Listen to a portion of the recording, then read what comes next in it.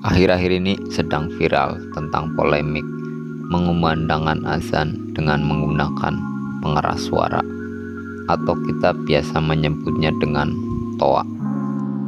Tetapi sebetulnya toa ini adalah sebuah merek dagang, yaitu sebuah perusahaan elektronik asal Jepang yang berdiri pada 1934.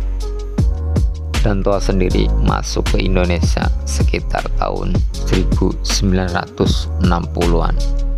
Merek tersebut menjadi tersohor, makanya orang Indonesia lebih terbiasa menyebut pengeras suara tersebut dengan nama toa. Mungkin bisa terjadi sesuatu yang lucu dengan penyebutan ini. Kalau kita mau membeli pengeras suara tersebut tapi yang bukan merek toa, kita akan bilang beli toa tapi yang bukan merek toa. No.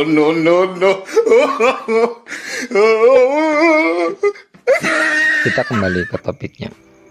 Kita sebagai warga Indonesia tentunya sudah tidak asing lagi mendengar azan yang dikumandangkan dengan pengeras suara di masjid atau musola, karena mayoritas warga Indonesia adalah Muslim.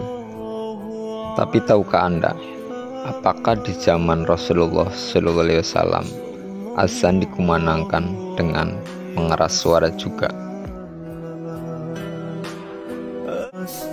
Jadi, azan pertama kali dikumandangkan oleh seorang sahabat yang bernama Bilal bin Rabah.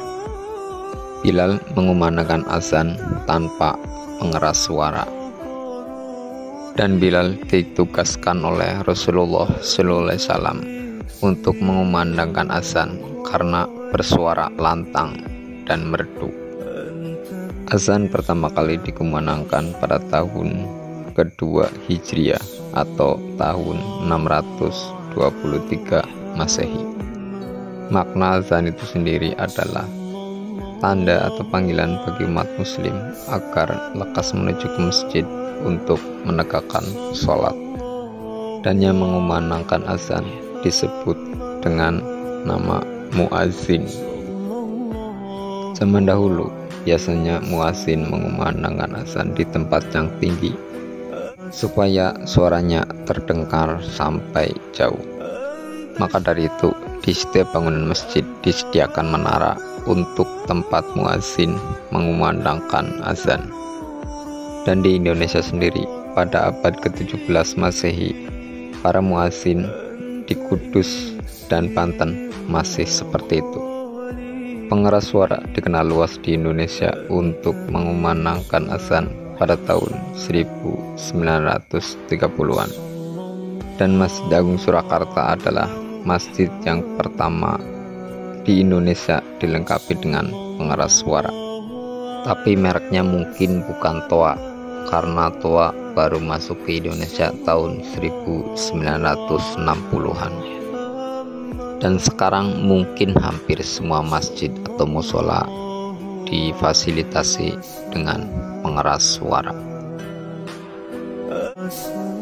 Itulah awal pertama kali azan dikumandangkan dan alasan kenapa azan dikumandangkan menggunakan pengeras suara.